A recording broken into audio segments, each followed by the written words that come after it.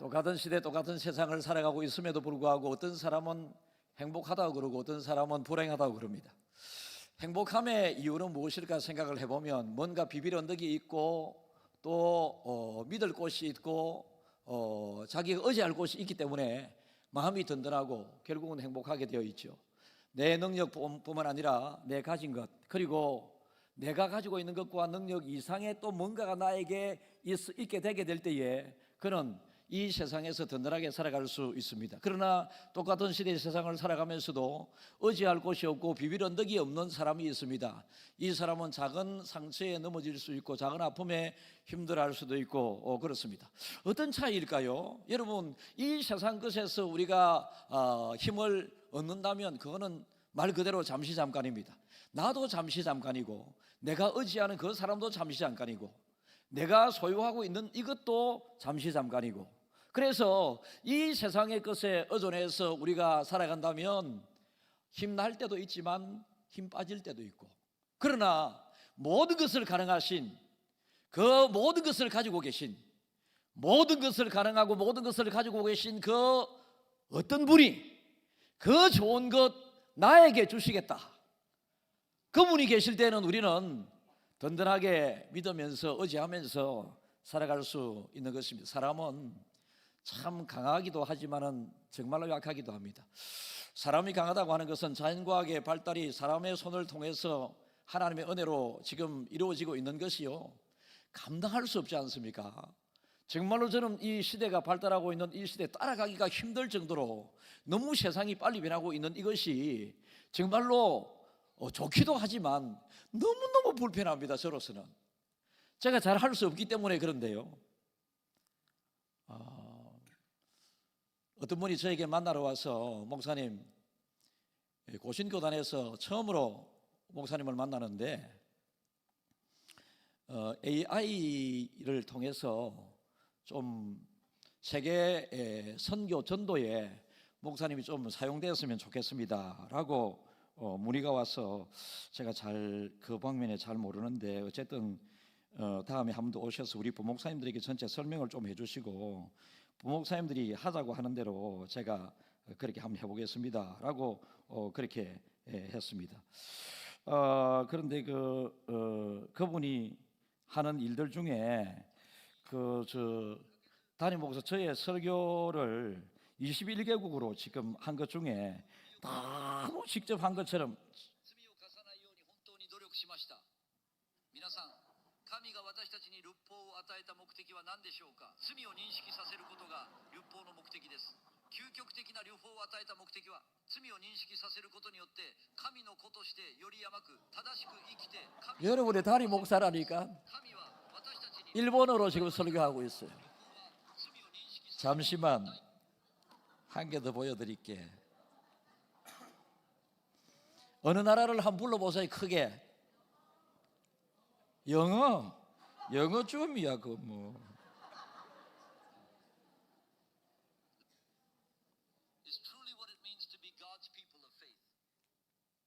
During the time of Jesus, the Pharisees and scribes, the religious leaders, made great efforts to avoid sin, with the intention of believing in God better. What do you think is the purpose of God giving us the law? The purpose of the law is to make one aware of sin. 어느 나라 또 틀어줄까요?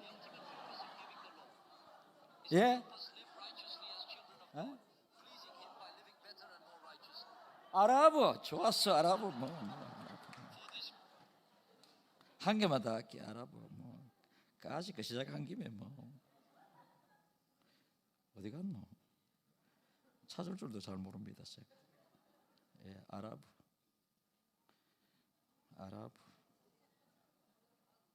العيش دون إيذاء الآخرين. الفريسيون والكتبة قادة الدين يبذلون جهدا كبيرا لتجنب الخطايا بدافع الإيمان الأفضل بالله. ما هو الهدف من إعطاء الله لنا الشريعة؟ الهدف من الشريعة هو إدراك الخطايا. 이렇게 정말로 똑같아요. 이분이 그냥 이 언어만 바꾼 것이 아니라 저의 입 모양도 각 나라 말의 이 모양도 그대로 다 해가지고 목사님 세계 전도하는데 조금 사용됐으면 좋겠습니다. 전체적으로는 제가 동의를 했습니다. 그런데 이제 디테일하게 이제 우리 교회 홈페이지도 우리 교회는 여러 나라 예배들이 있기 때문에 우리 교회 홈페이지 베트남 예배부에서 베트남인이 들어가고 싶으면 베트남으로 딱 누르면 우리 교회 홈페이지가 베트남 홈페이지로 딱 바뀌게 되고요. 이런 여러 가지 좋은 장점들이 있어서 일단은 준비를 하고 시도는 언제쯤 하게 될지는 잘 모르겠습니다. 어쨌든 세월이 이렇게 빨리 변하는 중에 가능하면 우리는 잘 적응하는 것이 좋은데 저로서는 대단히 불편한 부분들이 많이 있습니다. 그런데 변화되는 이 세상의 것을 너무 의존해서는 안 된다는 것입니다. 세상은 또 언제 어떤 방향으로 또 바뀌게 될지 모르거든요. 옛날에 제가 청년 시절에 삐삐라고 하는 게 있었습니다. 휴대폰 나오기 전에, 그죠? 삐삐라고 하는 이것을 전국에 기지국을 만들고 막 이렇게 사람들이 호주머니 넣으면서 진동 울리면 어디에서 전화 온 것이 나오게 되고 거기 가서 전화하기도 하고 이랬는데, 이 삐삐라고 하는 이것이 그때 그 당시 그 순간에는 최고인 줄 알았지만은 불과 한 6개월 1년 지나서 삐삐 시대는 사라져버리고 말았습니다. 세상 것은 이렇게 유행처럼 빨리 변하게 됩니다. 그런데 빨리 변하는 이것들을 붙잡고 우리가 거기에서 만족하면서 행복을 누리려고 그러면요, 끝없이 또 다른 것을 추구해야 되고 또 새로운 것을 추구해야 되고 그러는데, 어제나 오늘이나 영원토록 변함없으신 여러분, 우리의 영원한 의존자 되시고 우리의 믿음의 대상이 되시고 우리가 의지할 수 있는 분이 계신데 그분이 하나님이시다. 아까 말씀드린 것처럼 사람은 정말로 강하기도 하지만은 사람은 정말로 약할 때가 있고요, 정말로 사람은 약하게 보이지만은 또 때로는 사람이 정말로 강할 때가 있는데, 하나님이 함께 할 때에 사람은 강하고요, 하나님이 떠나버린 사람은 약할 수밖에 없다라고 하는 것입니다. 다윗의 예를 들겠습니다. 다윗은 골리앗과 전쟁에서 소년이었을 때 이기고 남았습니다. 그래서 그의 용명은 하늘을 찔렀고 그의 명성은 대단했습니다. 영웅적인 추앙과 대접을 받고 있었습니다. 그런데 오늘 성경에서 이 다윗이 3절을 우리 한번 읽어볼까요? 3절. 내가 두려워하는 날에는 내가 주를 의지하리이다. 다윗이 그렇게 하늘을 찌를 듯이 영웅화되어 있고 두려울 곳이 없었던, 거침없었던 이 다윗에게 두려움이 몰려들었습니다. 전쟁 와중에 동서사방에 그가 이제 가로막혀 있게 되었을 때 죽을 수밖에 없는 그 상황에 정말로 죽음을 앞두고 대부분이 두려워하지 않겠습니까? 두려워하고 있는 이때에 그가 퍼뜩 생각난 게 무엇이냐? 지금까지 나와 함께 하셨던 이 하나님이 생각나서 이 두려움 가운데 내가 주를 의지합니다. 4절 읽겠습니다. 내가 하나님을 의지하고 그 말씀을 찬송하올지라. 내가 하나님을 의지하였은즉 두려워하지 아니하리니 혈육을 가진 사람이 내게 어찌하리이까. 두려움이 있어서 내가 하나님을 의지하겠습니다라고 했었더니 하나님께서 의지하는 이 사람에게 두려워하지 아니하는 마음을 금방 불어넣어 주시고요, 이것은 혈육을 가진 사람이 내게 어찌하리까, 사람이로서 할 수 없는 그 의지를 통하여 위로를 이 다윗은 지금 받고 있었던 것이죠. 이 자리에는 다윗과 같이 한때 잘 나가고 만사가 형통한 분도 있을 수 있고요, 또 다윗이 지금 지극히 큰 두려움에 빠져 있듯이 어떤 어려움에 빠져 있는 분이 있을 수도 있습니다. 우리 인간은요, 하나님이 우리 인간의 주인이기 때문에 내가 나의 주인이 아니고요, 나의 주인은 나를 만드시고 이 땅에 보내신 하나님이 나의 주인인 것을 100% 인정하고, 하나님께서 나를 지도해 주시고 나를 쓰려 주시고 저는 주님을 의지하고 믿고 잘 따르겠습니다 라고 하기만 하면, 저는 담임으로서 예수 정말로 바르게 잘 믿으면 10년 안에 여러분의 인생이 바뀝니다. 예수를 잘못 믿어서 그렇지, 예수를 정말로 바로 잘 믿으면 영혼이 잘 되고 범사가 잘 되고 강건케 되어 있다고 성경은 말씀하고 계시거든요. 엘리야도 마찬가지입니다. 그가 바알과 아세라 신 850명의 선지자들과 영적 대결을 하게 되었을 때에 바알과 아세라 선지자들이 막 자해를 하면서 피를 내면서 옷을 찢으면서 그들의 신에게 비를 내리게 해달라고 간절히 기도했지만 비가 내리지 않았습니다. 그런데 엘리야가 무릎 사이에 머리를 쳐박고 하나님 앞에 간절히 기도했더니 하나님께서 그 기도를 들어주셔서 비가 내리기 시작했고 제단에 불이 재물을 태웠습니다. 여러분, 이때 엘리야의 기분이 어떠했겠습니까? 엘리야, 역시 나의 하나님, 하나님 감사합니다, 모든 것에 승리했습니다 막 이러는 순간에 왕후 이세벨이 엘리야에게 내가 곧장 너를 죽여버리고 말겠다라고 하는 이 한마디에 그렇게 승승장구 용맹묵사하던 이 엘리야가 겁에 질려서 도망의 신세가 되어버리고 말았습니다. 그래서 이 땅을 살아가는 저와 여러분들이 순간순간 때로는 감사함과 기쁨이, 때로는 두려움이 몰려오게 될 때에 감사함과 기쁨을 어떻게 잘 유지할 수 있을 것인가, 두려움이 찾아오게 되었을 때 두려움을 어떻게 잘 물리쳐 극복하면서 이겨낼 수 있을 것인가, 이런 영적 안목과 지혜가 있는 사람이 믿음 좋은 사람이다 라고 하는 것입니다. 여러분, 요셉은 팔려가는 노예 신세, 인신매매 누명을 그는 당하게 되었죠. 그리고 성적으로 성추행범으로 몰려서 감옥에 또 갇혀 있었습니다. 이 정도 되게 되면요, 노예 생활을 하게 되고 감옥에 갇히게 되고 하면 보통 사람들, 저와 여러분들이라면 저도 그렇게까지 못 갈 것 같은데요. 제 현재 제 모습은. 요셉은 그럼에도 불구하고 그는 흔들리지 않습니다. 흔들리지 않습니다.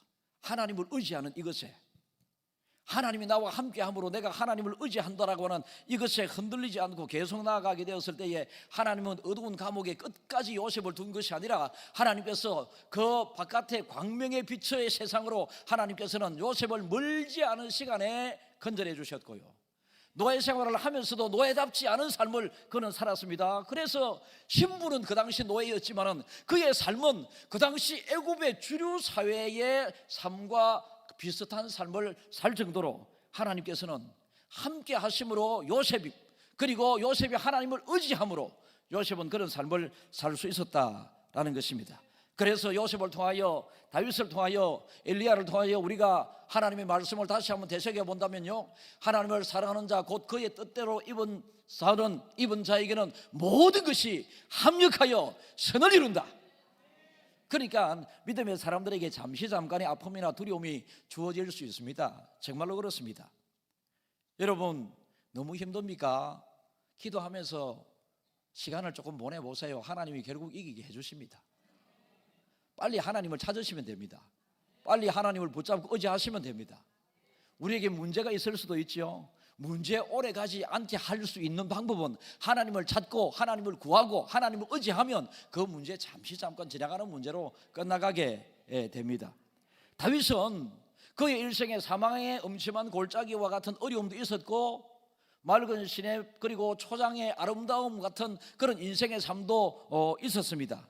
그럼에도 불구하고 상황의 변화 여부에 따라서 하나님과 함께 했던 그의 삶이 변화된 것이 아니고요, 항상 하나님과 함께하는 다윗의 삶이었지만 그의 삶에도 하나님을 믿는 사람도, 하나님이 함께하는 삶도 순간순간 우리에게 공중잡은 마귀의 권세, 우리를 힘들게 할 수도 있고 그것 때문에 우리가 두려워할 수도 있다. 그러나 이 두려움은 오래가지 않는다라는 것이고, 또 그 어떤 어려움이 온다 할지라도 하나님께서는 하나님의 사람에게 피할 길을 주시고 이길 힘을 주시고 기적을 주시고 하나님께서 복을 주심으로 그 어려움을 이길 수 있는 힘을 주시는 것입니다. 예수 안 믿는 사람들은 여러분 두려워하는 마음들이 비교적 많이 있죠. 비빌 언덕이 없고 그렇습니다. 어려움. 예수 믿는 우리들은 어려움이 있으면 금요 성경 집회 나와서 막 기도하지 않습니까? 낮에 중예배실에 와서 막 기도하지 않습니까? 중예배실에 와서 또 막 기도 소리가 자기가 혼자 기도하고 싶으면 개인 기도실 저 잘 돼 있지 않습니까? 개인 기도실에 가서 또 소리 내고 기도하려고 하기에 소리 낼 힘도 없어. 그래서 침묵 기도실에 가게 되면 조용히 생각으로 또 하나님 앞에 기도할 수 있습니다. 우리 교회는 침묵 기도실도 있고 개인 기도실도 있고 큰 소리로 기도할 수도 있고 함께 연합해서 기도할 자리도 있고 얼마나 좋습니까? 안 믿는 사람은 걱정에서 시작해서 걱정으로 끝납니다. 그러니까 태어날 때 울음소리를 들으면서 태어나고 떠날 때 울음소리를 들으면서 떠나게 됩니다. 그러나 우리 믿음의 사람은 이 세상에 울음소리를 들으면서 이 세상에 태어나지만 떠날 때는 찬송을 들으면서 세상을 떠나게 되는 것이 우리 믿음 생활의 사람들의 모습입니다. 여러분, 우리는 하나님의 은혜로 앞으로 구원받을 사람이 아니고요, 이미 저와 여러분들은 하나님의 은혜로 이미 구원받은 사람입니다. 오늘 이 하나님의 말씀을 우리에게 주시는 것은 구원받은 사람으로서 세상에서 마귀가 우리를 흔들고 두렵게 하게 될 때에 구원받은 사람은 이렇게 함으로 그 두려움을 극복하라고 하는 하나님의 말씀이거든요. 그래서 구원받지 못한 때 그때 우리의 모습과 구원받은 우리의 현재의 모습이 달라야 되겠죠. 빌립보서 1장 6절을 읽습니다. 너희 안에서 착한 일을 시작하신 이가 그리스도 예수의 날까지 이루실 줄을 우리는 확신하노라. 착한 일을 시작하신 예수님을 믿게 되는 바로 그 날입니다. 그리고 예수의 끝날까지 이루실 줄을 우리가 확신한다. 무엇을 확신한다고요? 우리가 예수님을 의지하고 붙잡기만 하면 예수님이 우리의 삶을 이끌어 주신다. 우리의 문제를 우리가 안고 가면 우리가 해결하지 못하는 문제가 되지만은 우리의 문제를 예수님에게 맡기면 예수님에게는 문제가 아닙니다. 맞죠? 요한복음 5장 24절요. 내가 진실로 진실로 너에게 이르노니 내 말을 듣고 또 나 보내신 이를 믿는 자는 영생을 얻었고 심판에 이르지 아니하나니 사망에서 생명으로 옮겼느니라. 그러니까 사망에서 생명으로 이미 옮겨진 저와 여러분들입니다. 그러니까 웬만한 어려움이 온다 할지라도 이거를 영적 면역력을 가지고 막아낼 줄 알아야 되고요. 그리고 웬만한 어려움이 온다 할지라도 영적 싸움에서 승리해서 극복해 나갈 줄 알아야 되고요. 안 되면 또 하나님을 또 더 붙잡으면 됩니다. 더 의지하면 됩니다. 하나님, 내 힘으로 안 되니까 하나님께서 나의 이 어려움을 해결해 주시고 내 문제를 해결해 달라고 하나님께 기도하게 되면 하나님께서는 우리의 인생에 개입해 주시고 하나님이 개입된 그 인생은 순간 어려움이 오나 이길 수 있고 어려움이 그의 평생을 지배하는 것이 아니라 하나님의 은혜가 그의 평생을 지배합니다. 원래 인간 자체는 고통스러운 세상에 태어나 살아가고 있습니다. 그래서 고통의 종지부가 마지막 죽음인데요. 다윗의 이 고백처럼 내가 두려워하는 날에는 주를 의지하리이다. 이게 오늘 여러분들 꼭 기억하고 돌아갈 수 있길 바랍니다. 다시 따라하겠습니다. 내가 두려워하는 날에는 주를 의지하나이다. 주를 의지하나이다. 같이 하겠습니다. 내가 두려워하는 날에는 주를 의지하겠습니다. 여러분, 두려움이 오게 되고 문제가 생기게 되게 되면 제일 먼저 몸이 아프면 병원 생각부터 먼저 일반적으로 하죠. 여러분, 기도부터 하고 병원을 찾으라 이겁니다. 먼저 문제가 생겼을 때 내가 할 수 있는 방법 다 동원해서 문제 해결하기 위하여 애쓰고 노력하다가 안 되었을 때에 하나님께 기도하고 부르짖지 말고 문제가 생겼다면 제일 먼저 하나님 앞에 기도하라. 그리고 인간적인 수고와 노력을 병행하라. 기도하면서 아무것도 하지 않은데도 불구하고 복이 임한다라고 하는 것이 아니고요. 우리가 하나님 앞에 먼저 기도하고 내가 할 수 있는 최선의 수고와 노력과 방법을 다 동원해서 그 기도를 뒷받침하는 삶을 살게 될 때에 하나님께서 우리의 기도를 들어주신다라는 것입니다. 여러분, 이사야는 내가 의뢰함으로 두려움이 없어지리로다라고 그가 고백을 했습니다. 이사야 12장 2절을 우리 한번 읽어보겠습니다. 보라, 하나님은 나의 구원이시라. 내가 신뢰하고 두려움이 없으리니 주 여호와는 나의 힘이시며 나의 노래시며 나의 구원이심이라. 하나님은 나의 구원이시고 내가 신뢰하고 두려움이 없으리니, 구원받은 백성으로서 하나님을 믿으니까 두려움이 저절로 없어진 것이죠.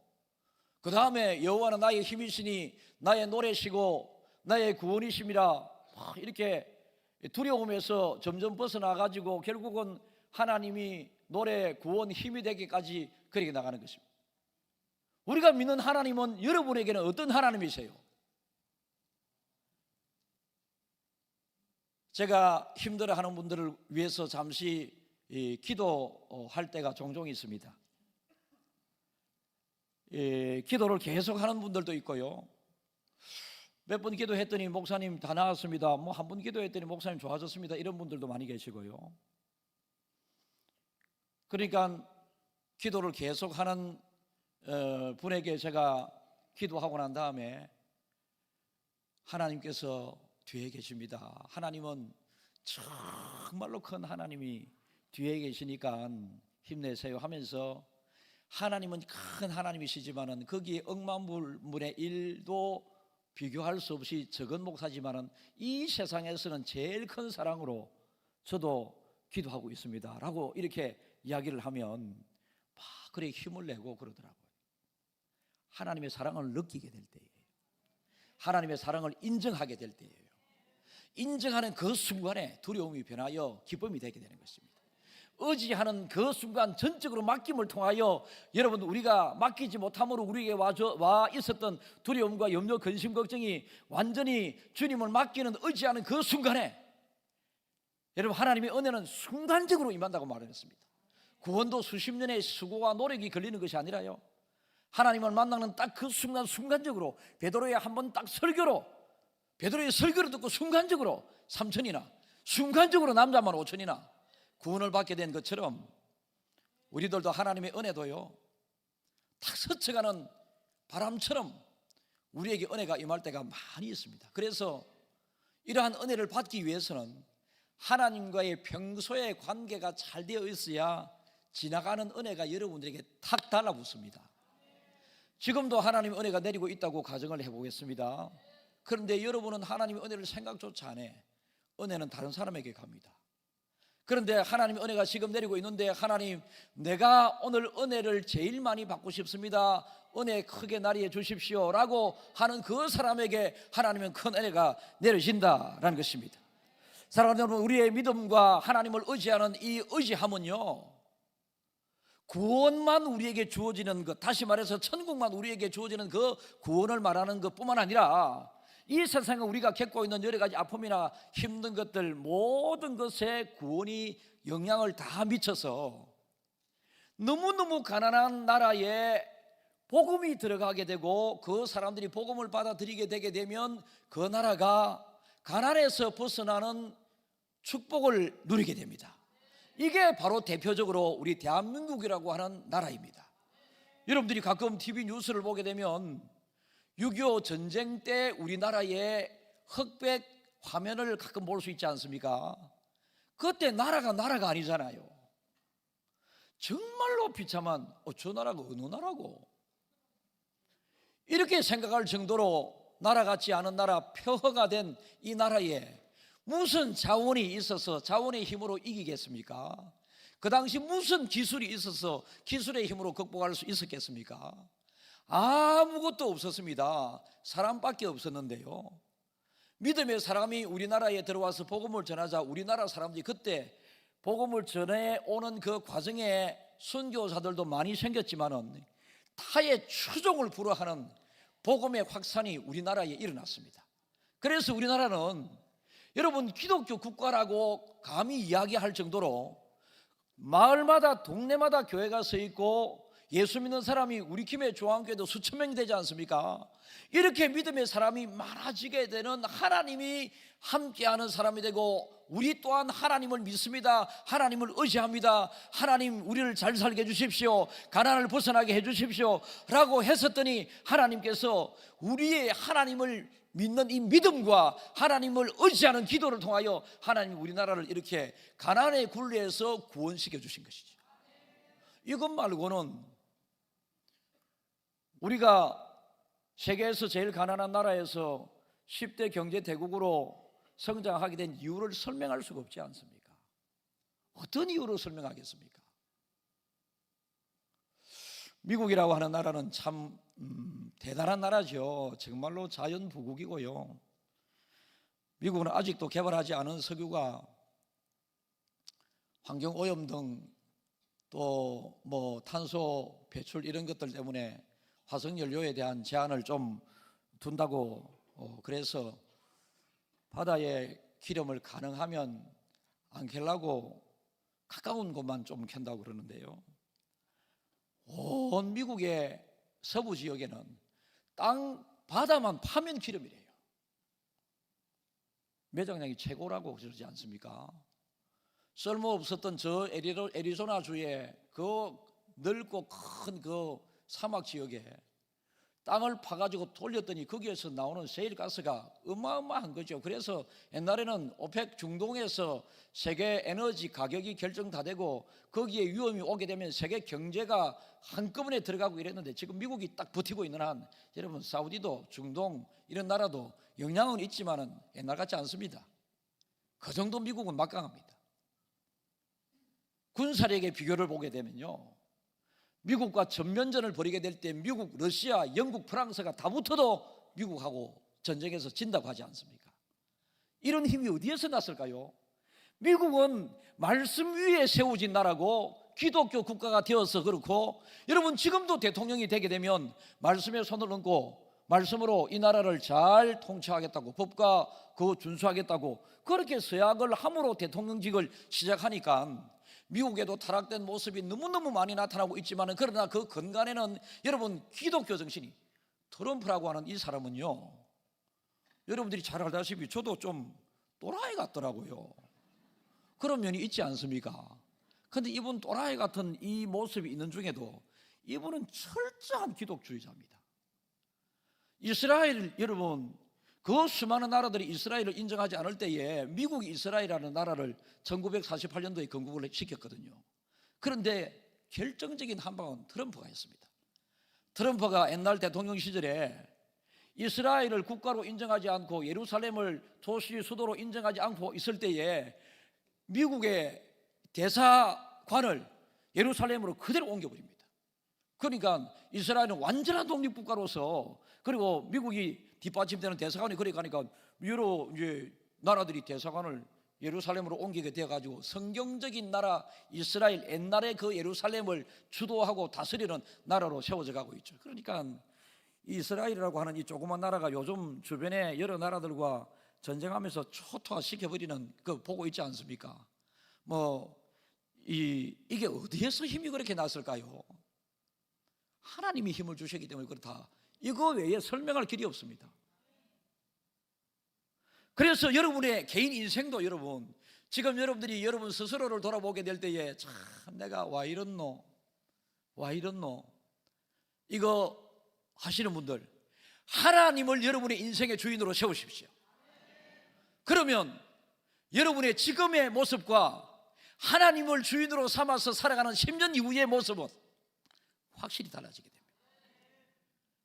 그래서 우리는 병이 들었을 때도 하나님을 더 의지함으로 병의 두려움에서 벗어나야 되고요, 가난할 때 가난을 벗어나게 해주십시오라고 하는 간절한 하나님을 의지하는 기도를 통해서 가난의 어려움에서 벗어나야 되고요, 죄나 저주의 이런 어려움이 있을 때 우리가 하나님을 더욱더 의뢰함으로 여러분 이 어려움에서 구원받는 여러분들이 되기를 주님의 이름으로 축복합니다. 이렇게 하나님께서 확실하게 우리에게 하나님을 의뢰함으로 두려움에서 이겼다고 선포하는 이 다윗을 비롯한 이사야를 비롯한 많은 신앙의 이 믿음의 사람들, 이들에게 하나님께서는 이 두려움에서 벗어나라고 이야기하는 것에서 더 나아가서 이사야 43장 1절을 읽겠습니다. 야곱아, 너를 창조하신 여호와께서 지금 말씀하시느니라. 이스라엘아, 너를 지으신 이가 말씀하시느니라. 너는 두려워하지 말라. 내가 너를 구속하였고 내가 너를 지명하여 불렀나니 너는 내 것이라. 나를 의지하고 하나님을 전적으로 의뢰했었던 다윗과 같이 하나님을 의뢰함으로 하나님을 대한 더 적극적인 믿음을 통하여 두려움이 물러나게 되었다라고 하는 이 선에서 벗어나서 하나님은 하나님의 자녀들이 마땅히 두려움에서 해방된 사람으로서 너는 두려워하지 말라, 딱 이렇게 권유하는 것이 아니라, 두려움을 극복하라고 하는 것이 아니라 두려워하지 말라라고 명령을 하는 것입니다. 왜요? 내가 너를 구속하였고 내가 너를 지명하여 불러나니 너는 내 거 아이가, 이래 되는 것이요. 그래서 우리는 하나님의 소유된 백성, 하나님은 나의 하나님. 성경에 읽어보면 계속 나의 하나님이 얼마나 많이 나오는지요. 다윗은 여호와는 나의 방패시요 나의 요새시요 나의 피할 바이시요 나의 구원의 뿌리시요 나의, 여러분 계속 나의 하나님. 아무리 좋은 하나님이라도 김 집사 하나님으로 끝나면 박 집사는 뭐하노? 그래서 항상 나의 하나님. 43장 2절을 읽겠습니다. 내가 물 가운데로 지날 때에 내가 너와 함께 할 것이라. 강을 건널 때에 물이 너를 침몰하지 못할 것이며 내가 불 가운데로 지날 때에 타지도 아니할 것이요 불꽃이 너를 사르지도 못하리니. 그러니까 하나님을 의지함으로, 하나님을 의뢰함으로, 하나님을 전적으로 믿음으로 너희들은 두려움에서 벗어날 수 있을 것이다. 여기에서 더 한 발짝 나가서 내가 너를 구속하여 불러나니 너는 내 것이다, 두려워하지 말라. 구체적으로 하나님께서 너희들이 세상에서 어떤 어려움을 겪는다 할지라도 두려워하지 않을 이유를 우리에게 말씀하시는데요, 네가 물 가운데로 지날 때에도 내가 너와 함께 할 것이라. 강을 건널 때에 물이 너를 침몰하지 못할 것이며 홍해 바다에 빠져 죽을 수밖에 없는 그들이었고 요단강에서 빠져 죽을 수밖에 없는 그들이었지만은 물속을 마른 길 건너듯이 하나님께서 그들을 죽지 않게 하시고 건너게 하신 바로 그 내용입니다. 그리고 느부갓네살 왕에게 절을 하지 않는다고 하는 이유로 여러분 그 풀무불 속에 던져졌던 이 다니엘의 세 친구에 관련된 이야기인데요, 2절 다시 한번 띄워주세요. 세 친구들이요 불에 던져졌을 때 불 속에서 네가 불 가운데로 지날 때에 타지도 아니할 것이요 불꽃이 너를 사르지도 못하리니, 이렇게 말씀하시거든요. 그래서 세 명의 친구가 절을 하지 않는다고 하는 이유로 불 속에 던져졌는데 느부갓네살 왕이 가만히 쳐다보니 아니 네 명이 불 속에서 놀고 있거든. 그래서 신하에게 묻습니다. 어찌 우리는 불 속에 세 명을 던져 넣었는데 네 명이 저렇게 거닐고 있느냐? 신하가 이야기하기를 저들이 믿는 하나님이 저들과 함께 계셔서 지금 네 사람이 보이고 있습니다 라고 그렇게 대답하거든요. 불과 같은 시험 속에서 견딜 수 있는 사람 아무도 없습니다. 여러분 정말로 우리의 육신은 불 속에 들어가면 죽게 돼 있습니다. 물 속에 들어가면 한 3, 4분 지나면 죽게 돼 있습니다. 그러나 아무리 뜨거운 불, 차가운 겨울 바다라 할지라도 하나님이 함께 하시고 하나님이 살려주시면 살아날 수 있다. 그래서 물속으로 지난다 할지라도 불 가운데로 지난다 할지라도 하나님이 너희들을 살려주시겠다라고 말씀하시는 것입니다. 히브리서 13장 6절 읽습니다. 그러므로 우리가 담대히 말하되 주는 나를 돕는 이시니 내가 무서워하지 아니하겠노라. 사람이 내게 어찌하리요 하노라. 하나님이 이렇게 말씀하시고 약속하시고 우리에게 명령하시고 구체적인 신뢰까지 들어주시는 이상 우리는 어떤 삶을 살아야 합니까? 우리가 담대히 이제는 주는 나를 돕는 이신 줄 알게 되었으니 절대로 무슨 일이든지 간에 무서워하지 않고 두려워하지 아니하겠노라. 다른 사람들이 우리를 죽이기 위하여 지금 다윗을 둘러싸고 있다 할지라도 저 사람들이 내게 어떻게 해할 수 있겠느냐? 하나님이 계시니. 2024년도 마지막 이제 한 열흘 정도 남았습니다. 그죠? 2025년도 24년도 가운데 글 이거 큰 거 한번 읽어보겠습니다. 시작. 하나님께 집중하는 2024년. 하나님 앞에 집중하는 2024년, 저 나름대로 머리에 항상 새겨서 그렇게 했습니다. 그런데도 불구하고 하나님을 놓칠 때가 있었고 또 실수할 때도 있었고 하나님의 책망받을 그런 일도 있었지 않았겠나 싶습니다. 그런데 여러분, 내년에는 더 큰 은혜의 해 2025 들어가지. 내년 송구영신 예배 때부터 바뀌어지겠는데요, 더 큰 은혜의 해 2025 따라 한번 해보세요. 시작. 더 큰 은혜의 해 2025. 이것도 얼마나 고민이 많았는지요. 더 큰 은혜의 2025년 이것과 더 큰 은혜의 해 2025 뭐가 임팩트 있게 우리의 마음에 심겨질 수 있을 것인가 고민하는데, 이거 고민하는데 며칠 걸렸습니다. 구체적으로는요, 시온의 대로와 같이 열리는 우리의 삶, 더 큰 은혜. 내년 2025년도에 시온의 대로와 같이 여러분의 하는 일들도 쭉쭉 열리고 사업이 번성하게 쭉쭉 열리고 자녀들의 직장, 결혼, 취업 쭉쭉쭉쭉 열리고, 하나님의 말씀이라니까요. 제가 지인의 말이 아니고. 그래서 시온의 대로와 같이 더 큰 은혜를 받는 2025년도, 물된 동산과 같은 가정들.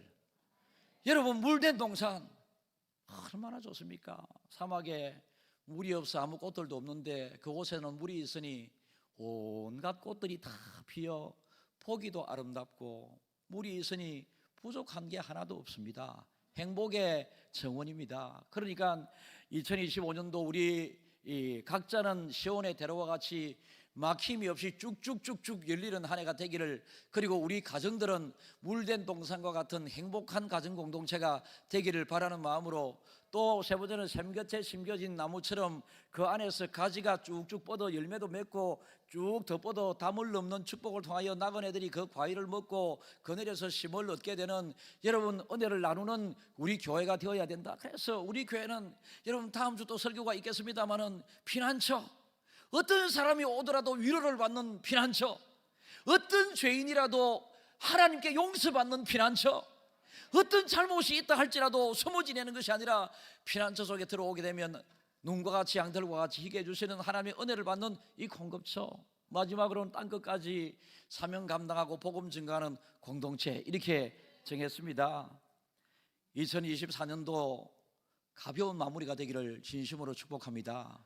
하나님을 잘 의지하고요, 하나님을 딱 붙잡고요, 하나님과 멀어졌던 거리를 가깝게 하고, 느슨해졌던 하나님을 향한 사랑과 믿음을 단단히 하고요, 견고히 하고, 하나님을 딱 의지함으로 여러분들에게 지금까지 눌림을 주고 있는 그 모든 문제들이 연말이 되기 전에 다 해결받고, 해결이 안 된다 할지라도 다 내려지고, 2025년도는 정말로 새해가 희망의 해, 기쁨의 해가, 세상의 뉴스들이 얼마나 부정적인 내년이 될 것이라고 하는, 여러분 이 우리가 원치 않은 이 소식들이 많이 들리고 있습니까? 하나님이 하시면 되는 거예요. 하나님이 하시면 됩니다. 그래서 우리가 2025년도를 더 큰 은혜의 해 2025년도를 만들어갈 수 있도록 남은 열흘 동안에 이 2024년도 하루하루를 하나님을 더 견고하게 의지하고 붙잡아 가는 일에 기도하면서 예를 쓰시고 결단이 있기를 주님의 이름으로 축복합니다.